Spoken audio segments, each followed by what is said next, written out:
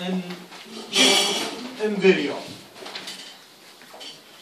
You know that when you are in the caudal part of the embryo, you will find early stages of development, because the anterior parts develops more than the posterior parts in an embryo. So we will start from the caudal sections, and in this caudal section you can see that this is the notochord that induce the development of the neural plate, which is here folded, forming the neural fold. And the groove between these two folds is called the neural groove. The cells at the tip of the neural fold, in this position and that position, are called the neural crest cells. Okay? This is the early stage of neural tube formation. I will proceed further to a more anterior section, and you can see that the folds are approximating each other, but they are not fused completely to form the tube, the neural tube, and this is also the notochord. Here are the cells of the neural crest on that side and that side. I have to make you notice that this is the somite on both sides, and that the cavity of the somite is called somatocele cavity. I will proceed more lateral, more cephalic, more anterior, and so we will find that the tube is now closed to form the primordium of the neural tube.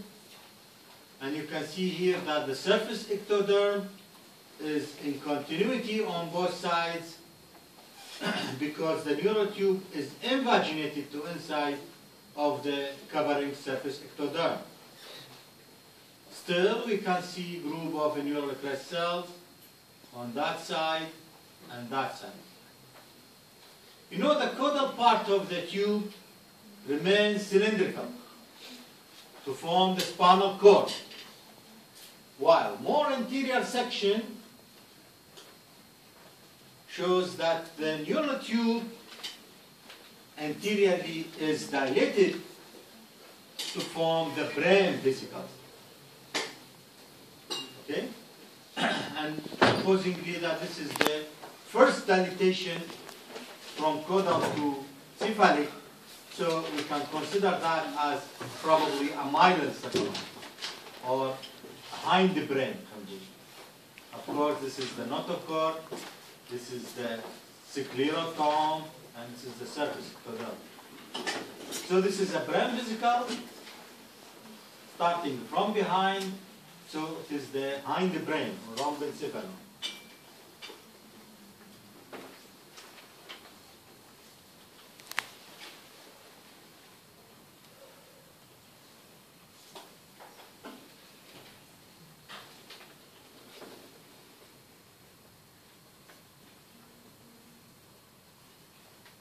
This is also a transverse section in a more caudal laphocephalic part of the embryo, showing also the brain vesicles, which is probably the rhombencephalon. The lumen is oval in that section. So probably this is the mesencephalon or midbrain, because usually the midbrain appears as an oval or circular structure. The previous one was the rhomben. This is the mesencephalon. Again here. And this section shows that the neural tube, which is dilated, meaning that the brain vesicle is triangular in shape. The first one was rhombencephalon because it was the first dilatation next to the spinal cord. Next to it, the oval dilatation is the mesencephalon. This triangular dilatation is the diencephalon because you know that the floor of the diencephalon form an infundibulum that will contribute to the pituitary, and that's why it makes the lumen triangular. So this is the diencephalon. And next to it, there must be the telencephalon. This is the telencephalon, and you can see how the telencephalon is expanding, out-pocketing laterally to form the cerebral hemisphere on that side and that side. Never forget that the cavity of the telencephalon will form the lateral ventricle, mesencephalon form the aqueduct, rhombencephalon form the fourth ventricle, and diencephalon form the third ventricle. These are the sections shown in the early stage. Now we will proceed to a more developed chick embryo and also in a transverse section.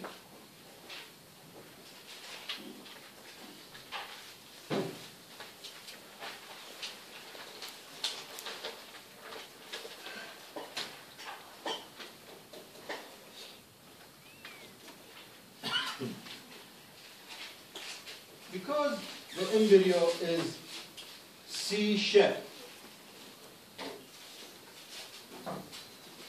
you can imagine that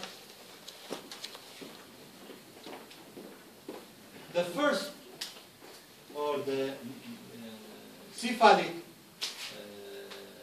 transverse sections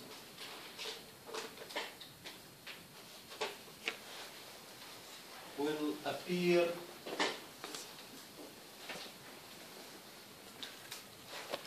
just like that, because the first section will be in the curvature of the C, so it will have an extended representation for the neural tube. Starting from posterior, this is the spinal cord, okay, that is dilated.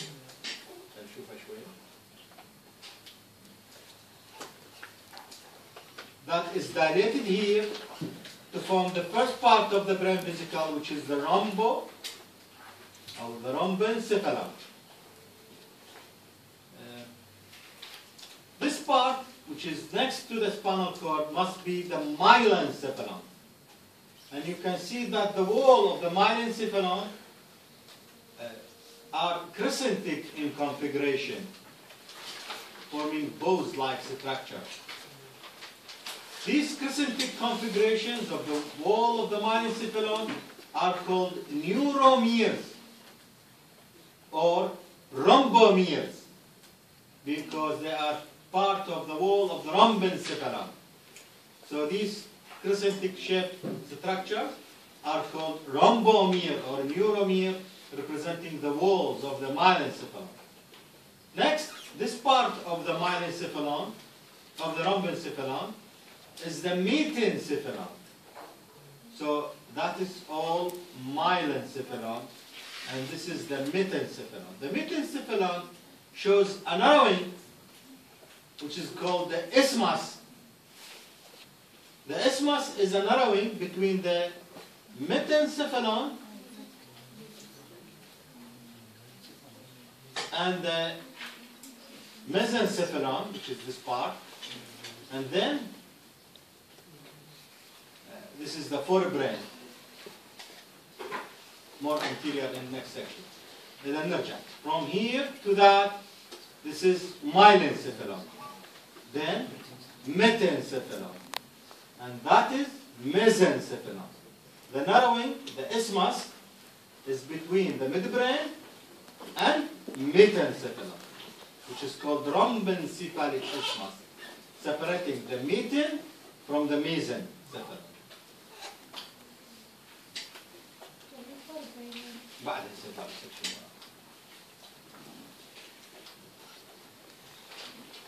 structure is the ear vesicle on that side and that side. That will form the inner ear and will be considered with the embryology of the ear. Just anterior to it, this tissue is a ganglia of the 7th and 8th cranial nerve that is called acousticofacialis ganglia, which is located just anterior to the ear vesicle. And more anteriorly, this is the ganglia of the trigeminal nerve, the 5th cranial nerve. I will pass to a section before, a more cephalic to that section, which is this one. And you can imagine that this part is the 4th ventricle, and this is the myelencephalon, while this is metencephalon. This is metencephalon on both sides. And then you have a narrowing, which is the isthmus, that separates the meten from the mesencephalon. So that is the mesencephalon. This is a more cephalic. A more caudal section shows this configuration. And if you will proceed anteriorly in the C-shaped embryo, you can see that the section will pass into the 2 limbs of the C-shaped embryo. And so you will have a neural tube on that end and another neural tube section on that end, because you are having a transverse section in the limbs of the C. So you will have 2 neural tubes on that side and that side. This region of the tube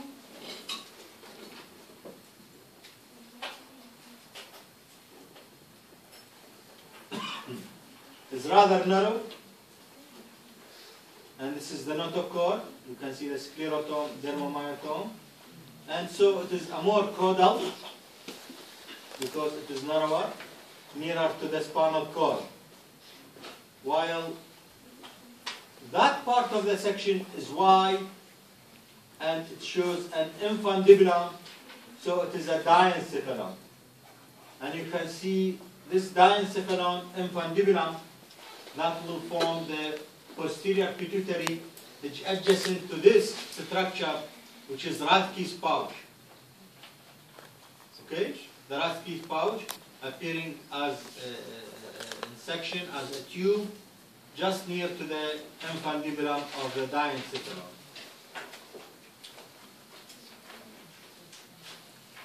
A more caudal section shows also the narrow lumen of the neural tube, and thus it is the spinal cord, notochord, sclerotome, dermomyotome on that side and that side. But on the other side, this is a section into the diencephalon, and you can see the infundibulum adjacent to the mouth, which is the oral cavity.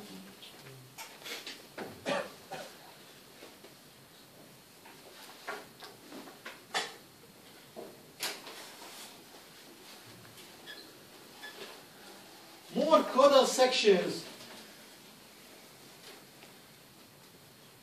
will be in the trunk of the embryo, beyond the C-shaped anterior part. And thus it will show the neural tube on only one side. You don't have a neural tube on both sides. It's a neural tube section on one side only, which is the spinal cord. And this is the sclerotome and also the dermomyotome with the notochord. The same stage represented in this transverse section is shown in this slide, but in a longitudinal section embryo. In longitudinal section, try always to start examination with the mid-sagittal section, not the lateral section. And you can note that this is the mid-sagittal section from the appearance of the wide cavity of the brain vesicle. So we will start from the more anterior or cephalic. This is the telencephalon, and its cavity is the lateral ventricle. Next, this is the diencephalon, and you can see in the floor of the diencephalon the infundibulum that will form the pituitary, and also you can see Rathke's pouch from the oral stomatal cavity, and Rathke's pouch is adjacent to the infundibulum of the diencephalon because both Rathke's and the infundibulum will form the pituitary gland. After the diencephalon, this is the mesencephalon.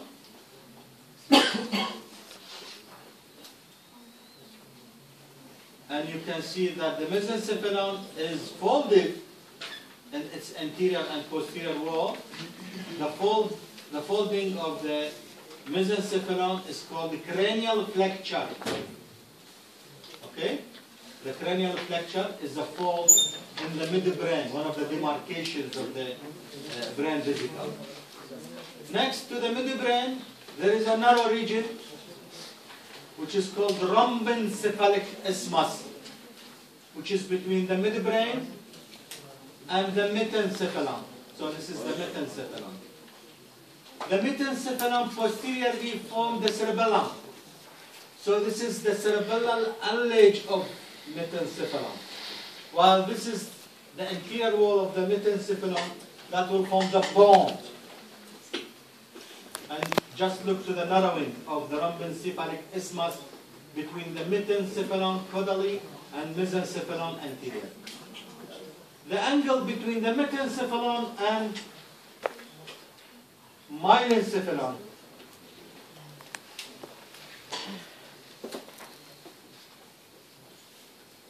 these are the crescentic shaped rhombomere of myelencephalon, and this is the metencephalon. The angle between the meten and myelin is called pontine flexure. And this is the cavity of the fourth ventricle, which is cavity of the rhombencephalon. Just look that the dorsal wall of the myelencephalon is not containing a nervous tissue. It contains ependymal cells that will form the choroid plexus, neuroepithelial cells. While the dorsal wall of the metencephalon is formed by the cerebellar allege. You don't have a dorsal wall of neural tissue in the myelencephalon. Only the metencephalon have dorsal wall. And just look to the crescentic rhombomere. If you proceed caudally, you can see the angle between the myelencephalon and the spinal cord, which is called cervical flexure, as the other demarcation. I will pass more caudal looking for the spinal cord. But routinely the embryo, when it is prepared in section, it must rotate around itself because it is very fragile. And so the trunk in this section does not show the neural tube. However, it shows the notochord. This is the notochord. And it shows the dermomyotomes and the sclerotomes. And so I will have to examine the next section, for example, this one. And I will see that this is the neural tube, that is the spinal cord. I can know that this is a neural tube from the configuration of the pseudoepithelium of the neural tube and from the central canal of the spinal cord. But just look to that. This tissue is very distinctly different histologically from that. And it does not contain a central canal. So this is, again, a notochord, while that is spinal cord. And just examine or look to the dermomyotomes and the sclerotomes.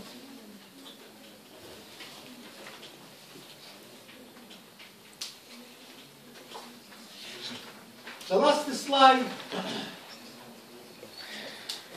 shows a more developed stage, but in a pig embryo. Not chick, pig.